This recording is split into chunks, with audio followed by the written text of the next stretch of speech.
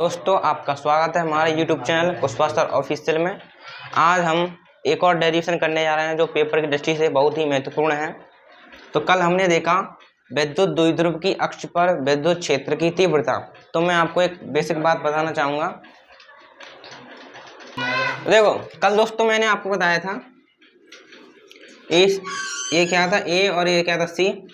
Minus का Q आवेश था, ये प्लस का क्यू आवेश था। और मैंने बताई थी दोनों के बीच की दूरी कितनी थी, यहाँ मैंने केंद्र मान लिया था ओ, और दोनों के बीच की दूरी रखी थी मैंने 2a। ठीक है, देखो तो मैंने क्या किया, ओ से लेके डॉट डॉट डॉट डॉट तक का एक बिंदु P माना था। हैं, आपको ये दिखाई दे रहा है, ये पैरेलल रेखा दिखाई दे रही है, इसको हम बोलते हैं क्या, अक्ष बोलते हैं। क्या बोलते हैं? अक्ष। तभी तो हमने बोला था विद्युत द्विध्रुव की अक्ष पर, विद्युत द्विध्रुव अक्ष तो अक्ष पर उपस्थित एक बिंदु P था। इसी बिंदु पर P हमने क्या निकाली थी, विद्युत क्षेत्र की तीव्रता निकाली थी। कितनी निकल कर आई थी? E बराबर 2kP/r3। दिशा क्या आती? C2P की तरफ है। अब P क्या थी? विद्युत द्विध्रुव आघूर्ण की क्या था, कूलाम नियतांक। और R क्या थी? दोनों के बीच की दूरी, डिस्टेंस। और E क्या थी? विद्युत क्षेत्र की तीव्रता है। इसी प्रकार जो इस प्रकार की रेखा दिखाई दे रही है इसको बोलते हैं अक्ष। अगर मैं केंद्र दिखाई दे रहा, केंद्र, इस केंद्र से R दूरी पर, कितनी दूरी पर? इस केंद्र से R दूरी पर एक बिंदु P मान लूं मैं, तो ये बगल में चौमान होगा। नहीं वो कल वाला इसका काम खत्म हो गया।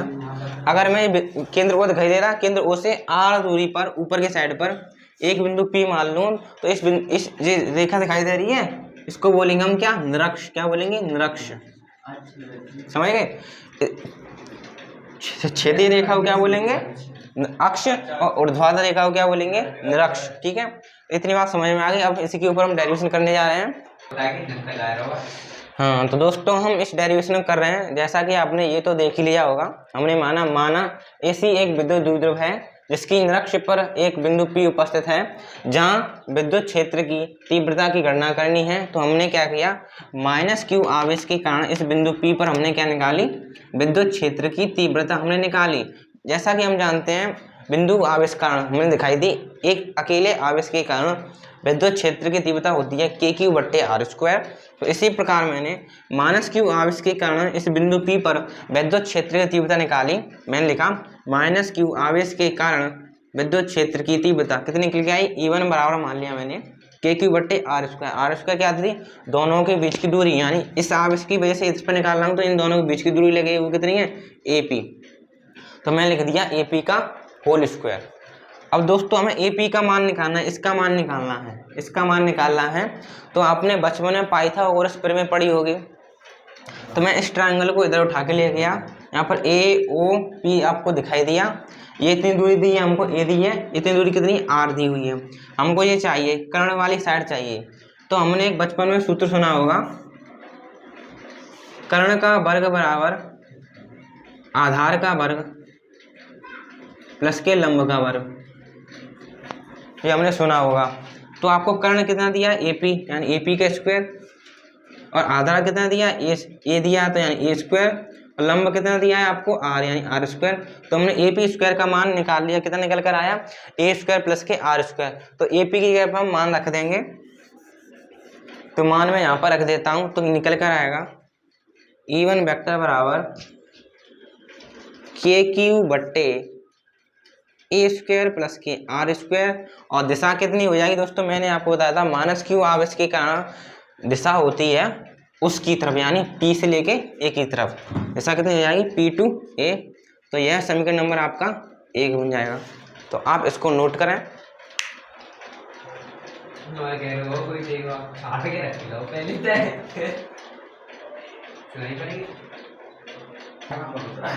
तो दोस्तों अब हम निकालेंगे प्लस Q आवेश के कारण बिंदु P पर विद्युत क्षेत्र की तीव्रता। तो हम लिखेंगे प्लस Q आवेश के कारण, नहीं ताऊ ने, प्लस Q आवेश के कारण विद्युत क्षेत्र की तीव्रता,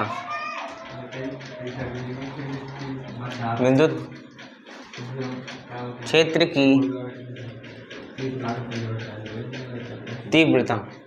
हम देखो तीव्रता निकाल रहे हैं प्लस Q आवेश के कारण बिंदु P पर, तो कितनी हो जाएगी उसको मैं E2 मान ले रहा हूँ। तो E2 बराबर कितना हो जाएगा? E2 वेक्टर बराबर के क्यू बट्टे दोनों के बीच की दूरी यानी पी सी स्क्वायर, दिशा कितनी होगी प्लस क्यू आपसे कारण उससे दूर यानी सी से लेके पी की तरफ दूरी तो है, तो हम लिख देंगे सी टू पी। ठीक है, ये हो गई। अब पीसी का मान निकालें हैं, जो आपको पीसी दिखाई दे रहा है, जो पीसी है भाई आपका क्या है एपी, यानी एपी और पीसी की दूरी बराबर है, तो पीसी की दूरी कितनी है यानी एपी की दूरी कितनी है ए स्क्वायर प्लस के आर स्क्वायर, तो यही दूरी आपकी पीसी की होगी, क्योंकि इसी में इसको यहाँ पर उठा के लगाऊं, ये तो ए भी आ रहा है, ये ए है ये भी आ रहा है, तो ये क्या करण हो गया, ये भी करण ये भी करण, दोनों वैल्यू का समान है, तो हम डायरेक्ट लिख दूंगा मैं के क्यू बट्टे ए स्क्वायर प्लस के आर स्क्वायर और दिशा कहते हैं सी टू पी, तो यह समीकरण नंबर आपका क्या हो गया सेकंड हो गया। तो आप इसको तब तक नोट करें।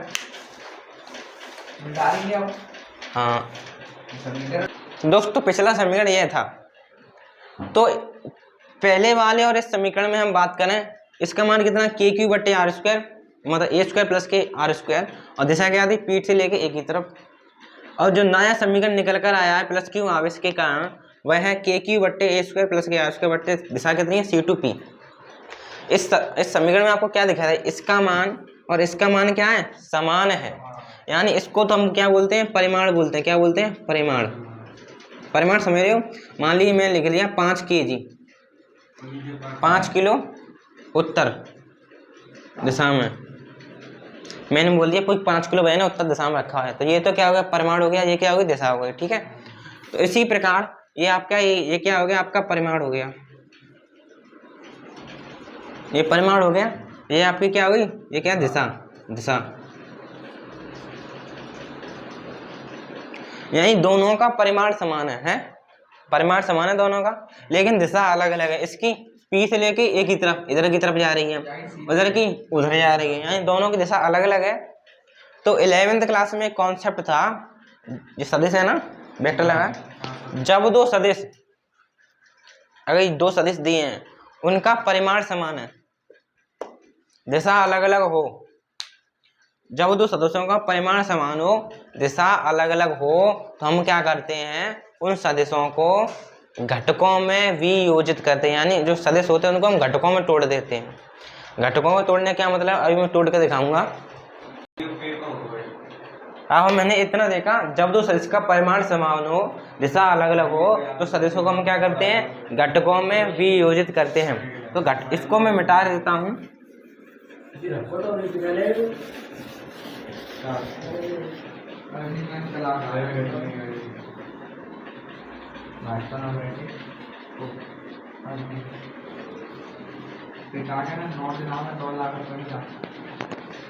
अब हम बात करें घटकों में किस प्रकार वियोजित करते हैं। मान लीजिए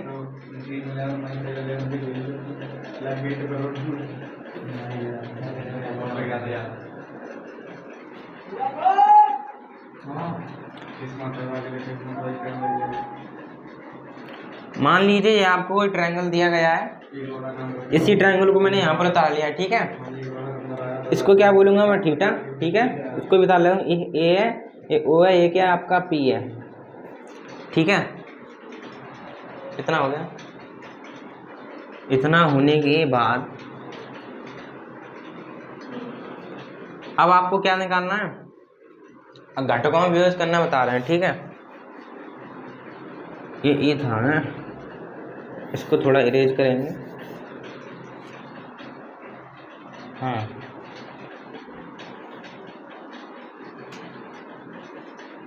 ठीक है ठीक है ठीक है, इसी चलो ये ट्रायंगल मान रहे हैं, ये ए है आपका, ओ है, ये पी है। ठीक है, हो गया, इसको थीटा माना हमने। हाँ, अब हम बात करें ये कितनी दूरी थी ए, ये कितनी थी आर, ये आर थी,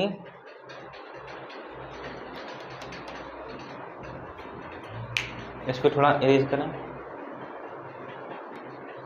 हाँ तो दोस्तों ये ए थी, इसको थोड़ा इरेज करेंगे। तो मैं इसी ट्रायंगल को मैंने इधर नोट कर लिया है, ए पी ओ मैंने इधर उतार लिया। आपका ये क्या ए पी, ये कितना दिया है, ए पी कितना दिया है, इवन वेक्टर दिखाया ना, इवन दिया है, इवन दिया है। ठीक है, ये आपका थीटा है, इतना पता है। अब आपको क्या करना है, AO और AP का मान निकालना है। AO और AP का मान निकालना है, ठीक है। AO और AP, हाँ, पहले हम निकालते हैं OP का मान, ठीक है। OP का मान निकालते हैं। तो 10th क्लास में sine theta cos theta tan theta ये तो पढ़ाई होगा। तो ऐसा कौन सा वो है फंक्शन है जिसमें साइन थीटा, ऐसा कौन सा हुआ जिस इसको क्या बोलेंगे, देखो आधार के सामने वाली भुजा को बोलते हैं लंब, नहीं थीटा के सामने वाली भुजा क्या बोलते हैं, लंब। और ये थीटा के नीचे वाली को हम बोलते हैं क्या, आधार। ये आपका तो वैसे क्या हो गया, कर्ण हो गया, ठीक है। तो हमें एक ऐसा फंक्शन ढूंढना है उसमें जिसमें लंब आ जाए और क्या आ जाए, कर्ण आ जाए, है। तो एक सूत्र सुना होगा आपने, लाल बट्टे का है। हमें क्या चाहिए, ये दिशा चाहिए हमें, एक ऐसा फंक्शन ढूंढना है जिसमें लंब आ जाए और कर्ण आ जाए। तो लंब ये और कर्ण ये रही, लंब बट्टे कर्ण किन में आता है, साइन थीटा में आता है। तो हम जानते हैं साइन थीटा का क्या होता है, साइन थीटा बराबर होता है लंब बट्टे कर्ण, ठीक है। लंब कितना है यहाँ पर, OP है, और कर्ण कितना है, E1, ठीक है। यहाँ पर साइन थीटा, तो हमें किसका मान चाहिए, OP का मान चाहिए, है। तो E1 का इसमें मल्टीप्लाई कर देंगे और OP का मान लगाएं, तो OP का मान कितना निकल कर आया, E1 साइन थीटा है, E1 साइन थीटा निकल कर आया। तो यहाँ पर कितना निकल कर आया, E1 साइन थीटा, ठीक है। समझ में आया थोड़ा थोड़ा। अब निकालें AO। तो ऐसा कौन सा फंक्शन है जिसमें आधार आए और कर्ण आ जाए, देखो ये क्या है, आधार, ये क्या कर्ण, ये होता है साइन का, ये किसका होता है, कॉस का, ये कितना होता है, टेन का होता है, ठीक है। तो कॉस में ही तो आता है आधार बट्टे कर्ण, तो ठीक है हम कॉस थीटा निकाल के देखें। कॉस थीटा का कितना है, आधार बट्टे कर्ण। आधार कितना है आपका नहीं पता, OP है, अरे वो कितना है, OA है, AO या OA बात ही गई है, AO। और लंब कितना, वो ये कर्ण था ना, कर्ण कितना है, E1 बराबर क्या है, कॉस थीटा, ठीक है। E1 का मान निकाले, वो AO का मान निकाले तो कितना निकल कर आएगा, AO बराबर E1 कॉस थीटा। तो AO का मान निकल कर आया E1 कॉस थीटा, निकल कर आया। तो ये आपको ये दिखाई दे रहा है, इधर मान लेंगे हम E1 कॉस थीटा, इतनी दूर दिखाई दे रही है, इसको क्या मान लेंगे, E1 साइन थीटा। समझ में आई कैसे मानेंगे। तो अब आप एक डायरेक्ट चीज याद कर लें, मान लीजिए आपको कोई A वेक्टर दिया है, यहाँ पर E1 था, वहाँ पर A वेक्टर मैंने मान लिया समझाने की दृष्टि से, या आपको थीटा दिया हो। अगर आपसे कोई डायरेक्ट पूछे, ये दे के पूछे आपको ये वाली भुजा बताओ ये कितनी होगी, आपको ये A वेक्टर दे दिया है और थीटा है, तो आपको डायरेक्ट मानना था, ये तो फिर बार बार तो करोगे नहीं, साइन थीटा लंब बट्टे कर्ण बार बार तो नहीं करोगे। तो आपको इस प्रकार सिस्टम दिखेगा, तो आप डायरेक्ट लिखोगे, इसको उठा लोगे और यहाँ लिख दोगे क्या, साइन थीटा। हमेशा थीटा के सामने वाली भुजा होगी A साइन थीटा, यहाँ पर जौन सा वेक्टर दिया वो और साइन थीटा, और थीटा के नीचे हमेशा मिलेगा क्या, कॉस थीटा, इसको लिख देंगे और क्या लिख देंगे, कॉस थीटा। तो इसको 11th क्लास में याद कराया जाता है, थीटा के नीचे हमेशा कॉस थीटा आएगा और सामने साइन थीटा आएगा, जो वेक्टर दिया है उसी वेक्टर का हम ऊपर नीचे प्रयोग कर लेंगे, ठीक है। तो इसी बात को मैंने यहाँ पर प्रूफ भी करा दिया कैसे निकल कर आता है। अब आपको डाटा याद करना है, थीटा के सामने साइन थीटा, थीटा के नीचे कॉस थीटा।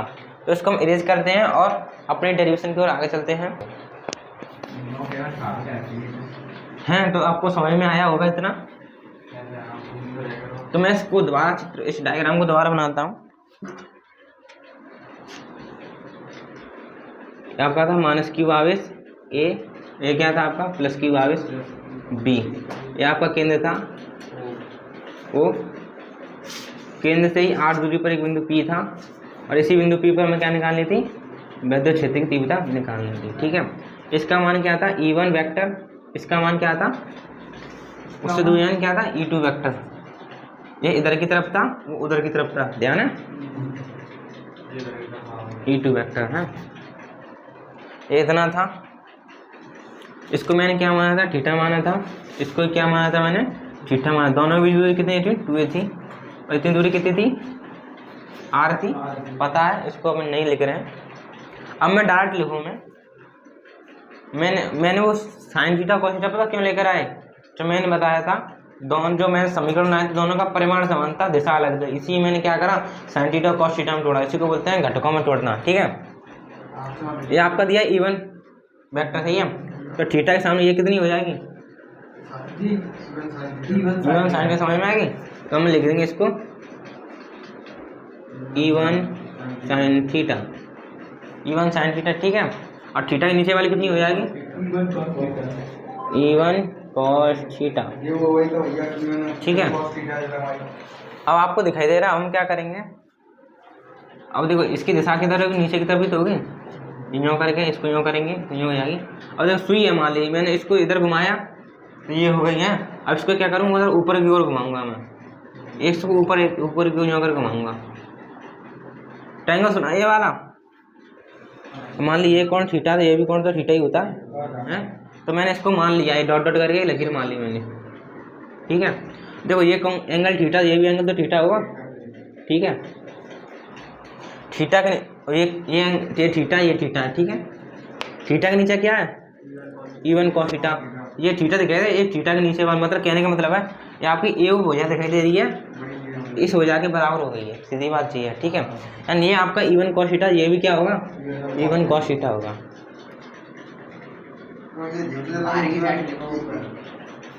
ऊपर की इवन कॉस थीटा, ये भी इवन कॉस थीटा। ठीक है, उस वाली की हम कर रहे हैं। देखो ये सारी बात हुई किसी इवन का मैटर खत्म हो गया सारा है।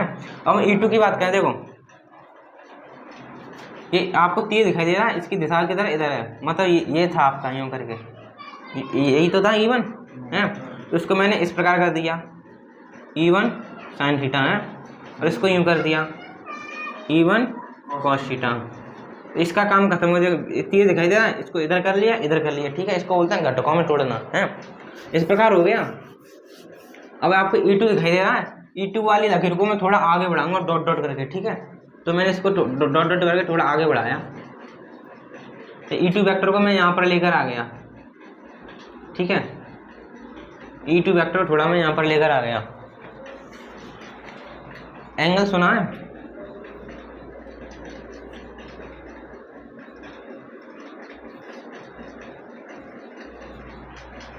टेंथ क्लास में पढ़ा होगा। ये एंगल थीटा, तो ये एंगल कितना होगा? कितना होगा? ये एंगल थीटा, तो ये एंगल कितना होगा? ये भी थीटा होगा। थ्योरम पढ़ी होगी उसमें 10th क्लास में, इसको बोलते हैं संगत कोण। यूँ करे थी नहीं, ये कोण थीटा, तो ये भी कोण थीटा ही होगा, संगत कोण बोलते हैं इसको। ठीक है, तो इसी प्रकार आपका ये कोण थीटा, ये भी कोण कितना होगा? थीटा होगा। ठीक है, ये आपको ये वाली लकीर दिखाई दे, इसको मैं थोड़ा डॉट डॉट करके ऊपर बढ़ा देता हूँ। ये पता क्यों करना पड़ रहा है? इसकी वजह से करना पड़ रहा है। क्यों? कि ये लकीर ऊपर जा रही है, तो ये लकीर नीचे आई, इसलिए मैं यूं कर लिया। अब ये लकीर ऊपर जा रही, तो इसको यूं तो कर नहीं पाऊंगा, तो मैंने इसलिए उसको ऊपर बढ़ाया। अब यूं कर लूंगा मैं। ठीक है, तो E2 हो गया है। अब इसको मैंने इधर तोड़ दिया, इधर तोड़ दिया, इसको इस प्रकार लिख दूंगा। ठीक है, अब ध्यान से समझो। ठीक है, देखो ये सिस्टम बन चुका है। ये कितना दिया एंगल? थीटा दिया है, थीटा एंगल दिया। मान लो मैंने ये भी एक लकीर खींच ली 90 डिग्री के लिए, इसी को मैं यहाँ पर उतार लिया। ये कितना दिया है? E2 है, E2 वेक्टर दिया है। इतना कितना दिया? थीटा दिया है। अब हम कहें थीटा के सामने ये वाली वह कितनी होगी? उसी कॉन्सेप्ट से E2 साइन थीटा होगी कि नहीं होगी? और थीटा के नीचे वाली कितनी होगी? E2 cos थीटा है। और देखना ये आपको ये डॉट डॉट वाली भुजा दिखाई दे रही है, ये भुजा इसके बराबर होगी इस वाली के। मैं लंब डाला इसी की नकल करके, ये भुजा इसके बराबर हो जाएगी। तो ये आपको दिखाई दे रही है, यही तो मैंने भुजा मानी है। देखो ये वाली भुजा यही तो मानी है, तो ये कितनी निकल कर आएगी? E2 साइन थीटा है। इसको भी तो मैं लिख सकता हूँ E2 साइन थीटा है, इसलिए मैंने बताया था। ये कितनी हो जाएगी आपकी? E2 sine theta. नीचे वाली कितनी हो जाएगी? E2 cos थीटा, और दिशा किधर होगी? इधर ही होगी, E2 cos थीटा। कौन सी हाँ बस हो गया, ये E2 वाले की है ये। ठीक है, दोनों पे एक है। हाँ दोनों पे की, दोनों की दिशा भी एक ही है। E1 cos थीटा इधर जा रहा है, E2 cos थीटा भी इधर जा रहा है। ठीक है, और आपको E1 cos थीटा का साइन थीटा दिखाई दे रहा है, वो इधर जा रहा है, E2 वाले का उधर जा रहा है। अब मैं बात बता देता हूँ, जो साइन थीटा होता है उसको, साइन थीटा वाले जितने सिस्टम बने उसको बोलते हैं ऊर्ध्वाधर घटक, और जो कॉस थीटा वाले बने उनको बोलते हैं क्षैतिज घटक। ठीक है, E1 और E2 को हमने तोड़ लिया साइन थीटा और कॉस थीटा में। E1 को हमने तोड़ा E1 कॉस थीटा और E1 साइन थीटा। इसी प्रकार मैंने E2 को तोड़ा मैंने E2 साइन थीटा और E2 कॉस थीटा। ठीक है, अब देखें हम, देखो तुम्हारे साइन थीटा एवं E1 sine theta E2 sine theta दिखाई दे रहा है। E2 साइन थीटा जा रहा है ऊपर की तरफ और E1 साइन थीटा जा रहा है नीचे की तरफ।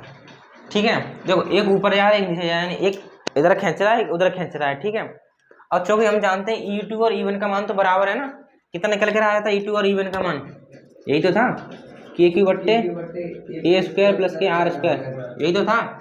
दोनों की परमाणु समानता है, यानी वही 5 किलो यही 5 किलो, लेकिन दिशा अलग थी, एक उत्तर था एक पूर्व था। है, दोनों का मान तो समान था, 5 किलो ऊपर बन लग रहा है 5 किलो नीचे बन लग रहा है, यानी कोई खींच ही नहीं पा रहा, बैलेंस है। यानी टोटल बल कितना हो गया, 0 हो गया, कोई बल ही नहीं लग रहा है। मैं भी उधर इतना ही खींच रहा हूँ, उतना ही उधर उतना खींच रहा है, तो कोई रस्सी कोई आगे पीछे बढ़ेगा नहीं बढ़ेगा। यानी टोटल इन दोनों का कितना हो गया, 0 हो गया। सीधी सी बात है, जितना मैं खींच रहा हूँ उतना ही ऊपर वाला खींच रहा है, यानी इसका तो काम नहीं, इसका तो काम ही खत्म हो गया। इधर बात करें, E1 कॉस थीटा इधर खींच रहा है और E2 इधर खींच रहा है, उधर खींचने वाला कोई नहीं है, सारे के सारे इधर ही लगे तो खींच जाएगा। किन किन का बल लगेगा, E1 कॉस थीटा का भी बल शामिल है उसमें, E2 का भी शामिल है, यानी दोनों के बल जुड़े जाएंगे। ठीक है, क्योंकि दोनों एक ही दिशा में लगे, दोनों खींचेंगे जुड़ जाएंगे, दोनों का बल, दोनों ने अपने पार्टिसिपेट किया। इस वाले में एक ऊपर खींच रहा है एक नीचे खींच रहा है, यानी वो तो कोई खींचेगा ही नहीं, यानी टोटल में कितना हो जाएगा, 0 हो जाएगा।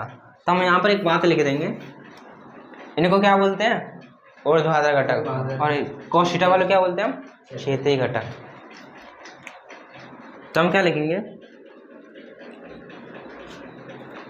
हम विद्युत क्षैतिज तीव्रता निकाल रहे थे। ठीक है, बिंदु P पर।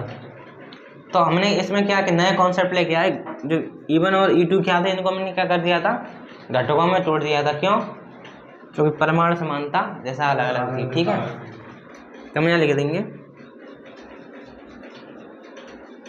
बिंदु P पर, बिंदु P पर विद्युत क्षेत्र की तीव्रता E1 वेक्टर व E2 वेक्टर होने के कारण उन्हें घटकों में तोड़ने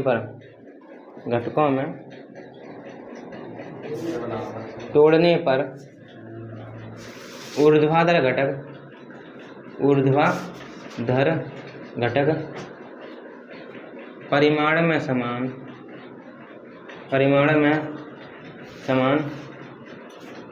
व दिशा में असमान होने के कारण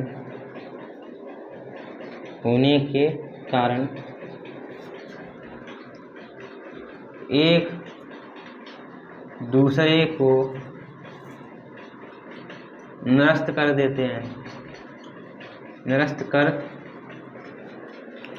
हैं एवं क्षैतिज घटक परिमाण व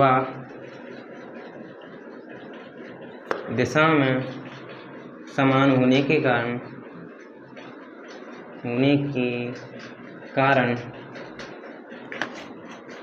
परिणामी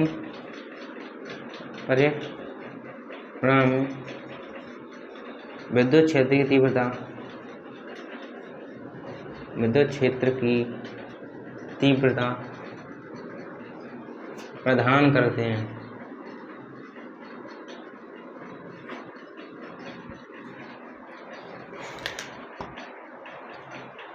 ये वाली लाइन नहीं दिखाई दी आपको, तो मैं बोल देता हूँ, अभी बोल दूंगा मैं, इसको यहाँ पर लिखता हूँ।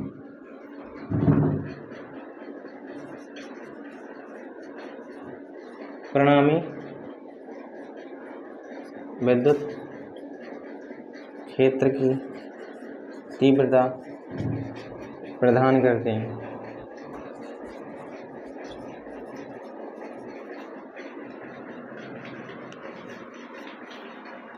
इसको हम दोबारा समझेंगे। अच्छा, ये वाला दिखाई नहीं दे रहा है, इसको भी देखेंगे। तो हमने क्या किया, इस बिंदु P पर विद्युत क्षेत्र तीव्रता कितनी निकल कर आई थी, E1 एवं E2 निकल कर आई थी। इससे हमारा हिसाब किताब नहीं बन रहा था, तो हमने क्या किया, E1 व E2 होने के कारण उन्हें हमने क्या किया, घटकों में तोड़ दिया। अब घटकों में तोड़ा तो हमने क्या देखा, ऊर्ध्वाधर घटक थे E1 sin थीटा और E2 cos थीटा क्या होते, परिमाण में समान थे लेकिन दिशा में अलग अलग थे, एक ऊपर था एक नीचे था। तो होने के कारण उन्होंने क्या किया, होने के कारण एक दूसरे को क्या कर दिया, नष्ट कर दिया, यानी खत्म कर दिया एक दूसरे को। तो मैंने क्या किया, एवं क्षेत्रीय घटक यानी जो cos थीटा वाले क्षेत्रीय घटक हैं वो क्या थे, परिमाण व दिशा में समान थे। तो परिमाण व समान दिशा में होने के कारण क्या हो गया, उनका परिमाण में और दिशा में समान होने के कारण परिणामी विद्युत क्षेत्रीयता प्रदान करते हैं, यानी जो परिमाण और दिशा में समान थे इसलिए क्या हो गए, वो जुड़ गए। यदि सदिश परिमाण एवं दिशा दोनों में समान हो तो वे क्या हो जाते हैं, आपस में जुड़ जाते हैं। वैसे जुड़ जाएंगे, मैं भी खींच रहा हूँ, मेरा बगल वाला भी खींच रहा है, तो दोनों का बल एक साथ लग रहा है, यानी क्या, दोनों का बल ऐड हो रहा है, यानी दोनों क्या हो जाएंगे, जुड़ जाएंगे। इतनी बात नोट कर लें। अब डेरिवेशन होने वाला है कंप्लीट।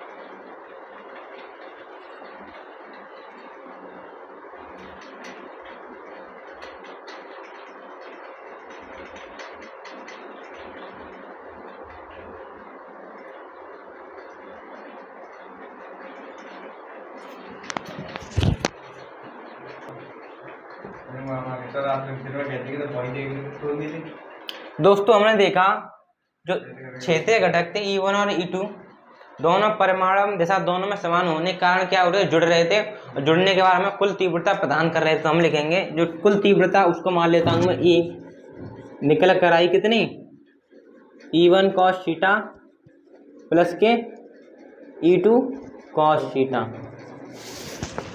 ये था। और जैसे हम देख चुके थे E1 और E2 का मान क्या था, दोनों का मान समान था, ध्यान था, KQ बट्टे A स्क्वायर प्लस के R स्क्वायर। हमने देखा था E2 एवं E1 का परिमाण क्या था, समान था, कितना था, KQ बट्टे R स्क्वायर प्लस का A स्क्वायर, दोनों का परिमाण समान था। तो मैं कह सकता हूँ E1 बराबर E2, E2 बराबर E1, तो मैं E2 के लिए क्या लिख सकता हूँ, E1 लिख सकता हूँ। तो ये कितना होगा, E1 cos थीटा, ये कितना हो गया, ये भी हो गया E1 cos theta, E1 cos theta, E1 cos theta कितना हो गया, तो ये ऊपर तक E2 cos थीटा, E2 को मैंने E1 लिख लिया, मैंने बताया नहीं E1 बराबर E2 है, दोनों का परिमाण समान था, तो मैं लिख लिया 2E1 cos थीटा, ये हो गया।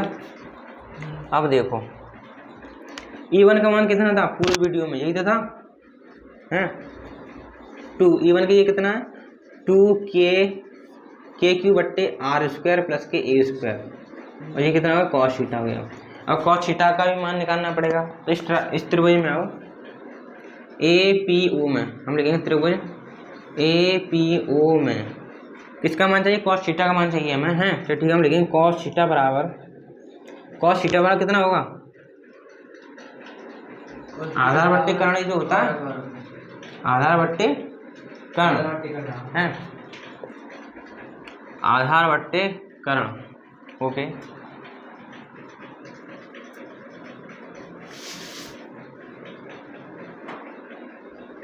आधार का मान कितना है, वो वाला लेना है, यहाँ पर मैंने ए दूरी थी तो यहाँ पे पहली बार, और इतनी दूरी कितनी थी R, ठीक है, और इतनी कर्ण कितना निकल कर आया था, ये तो निकल कर आया था A स्क्वायर प्लस के R स्क्वायर, ध्यान है, कर्ण ये निकल के नहीं आया था, ये निकल कर आया था AP स्क्वायर बराबर A स्क्वायर प्लस के R स्क्वायर, ये निकल कर आया था। हमें केवल और केवल कर्ण चाहिए, यानी स्क्वायर नहीं चाहिए, वर्ग उसमें चाहिए। तो आधार कितना था, ये था, हैं, आधार तो ये था ना, आधार ये था, और कर्ण कितना था, AP स्क्वायर निकल कर आया था A स्क्वायर प्लस के R स्क्वायर में, तो खाली AP चाहिए, AP, तो AP बराबर कितना निकल कर आएगा, ए पी बराबर निकल कर आएगा, रूल लगा देंगे ए स्क्वायर प्लस के आर स्क्वायर। तो कर्ण कितना हो गया रूल में ए स्क्वायर प्लस के आर स्क्वायर। अब हम कॉस थीटा के यहाँ पर ये लिख देंगे, तो 2kq इंटू ए है, ये कितना, ये तो है ये आर स्क्वायर प्लस के ए स्क्वायर, और ये कितना दे दिया रूल में ए स्क्वायर प्लस के आर स्क्वायर, इतना हो गया। और ये दो दिखाई दे, दो का ए में मल्टीप्लाई कर दे कितना आएगा के क्यू इंटू 2a हो गया है, दो का इसमें ए मल्टीप्लाई कर दिया, दो को पीछे लिख लिया। और चलो एक बात और सीख लो, दो को तो पूरे मल्टीप्लाई है ना करने के लिए मैं चौका ऑप्शन दो का पूरे में दो यहाँ लिखे, अब के बारे में पीछे लिख दिए, हमको कोई दिक्कत ना, मल्टीप्लाई नहीं करो, मैं दो की जगह चेंज कर दी मैंने, दो यहाँ थे दो को पीछे लिख दिया मैंने, कोई दिक्कत ना, जगह चेंज करी है मैंने, ठीक है। अगर रूल में मान लीजिए एक्स लिखा है कहीं पर भी, रूल में एक्स लिखा है, इसका मतलब है एक्स की पावर 1/2, 1/2 पावर का मतलब होता है रूल, समझ गए। और रूल लगाया तो उसका मतलब उसकी पावर 1/2 है, तो इस पर भी रूल लगाया तो इसका मतलब पावर इसकी कितनी 1/2, ये कितना आर स्क्वायर प्लस के ए स्क्वायर ब्रैकेट में, और ये कितना हो गया ए स्क्वायर प्लस के आर स्क्वायर की पावर 1/2। इसकी पावर कुछ नहीं, तो इसकी पावर कितनी है 1 हो जाएगी, ठीक है। इतना दिखाई दे रहा है। अब देखें हमने एक सूत्र सुना है P बराबर विद्युत द्विध्रुव आघूर्ण का, ध्यान है कितना था Q इंटू 2a, दिखाई देगा यहाँ पे Q इंटू 2a, इसको P लिखते हैं हम, कितना होगा KP, कितना होगा KP हो गया, हाँ इतना हो गया। इसको तब तक नोट करें, बोर्ड ज़्यादा भर चुका है, बस खत्म होने वाला है। तो हम यहाँ पर देख रहे हैं, तो आपका निकल कर आया था E बराबर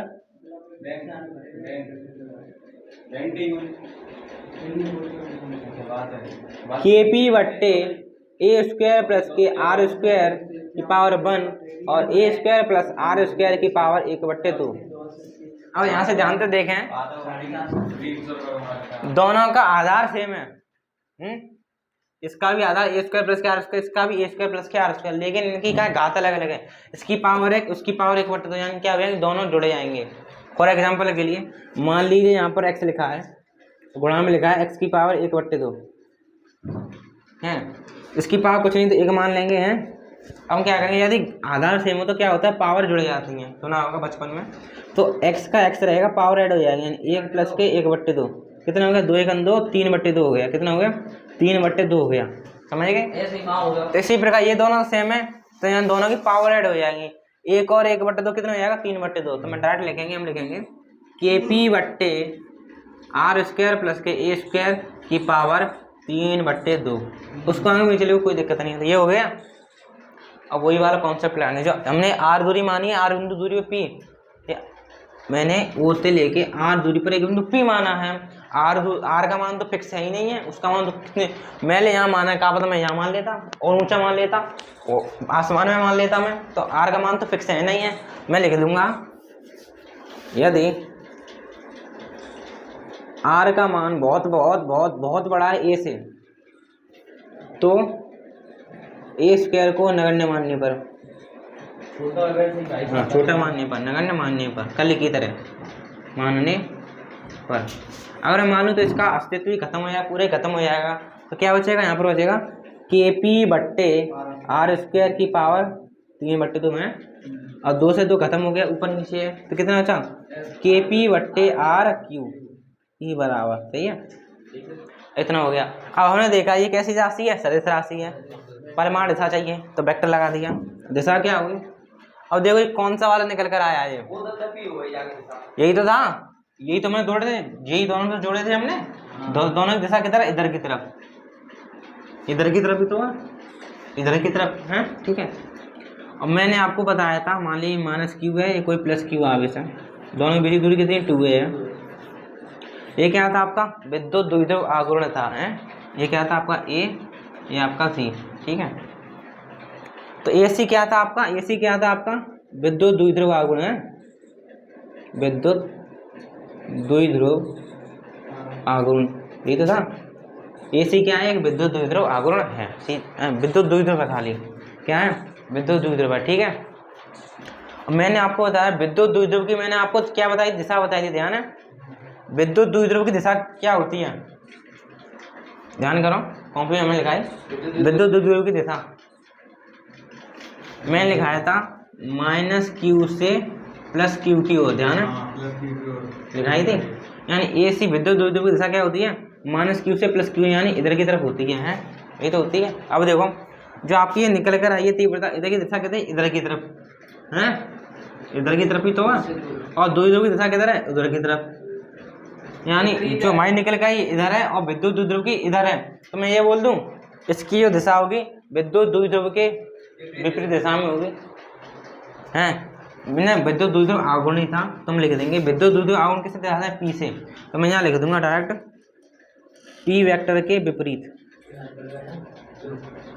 मतलब जो विद्युत द्विध्रुव आघूर्ण था उसकी दिशा उधर थी, यानी ये दिशा के साथ इधर, यानी विद्युत द्विध्रुव आघूर्ण की उल्टी दिशा में आ रही है, तो इसका ये आंसर हो गया, ये आपका डेरिवेशन हो गया विद्युत द्विध्रुव आघूर्ण की नक्श पर उपस्थित किसी बिंदु पर विद्युत क्षेत्र की तीव्रता। इस प्रकार आपका डेरिवेशन समाप्त होता है। आशा है आपको यह समझ में आया होगा। Thank you.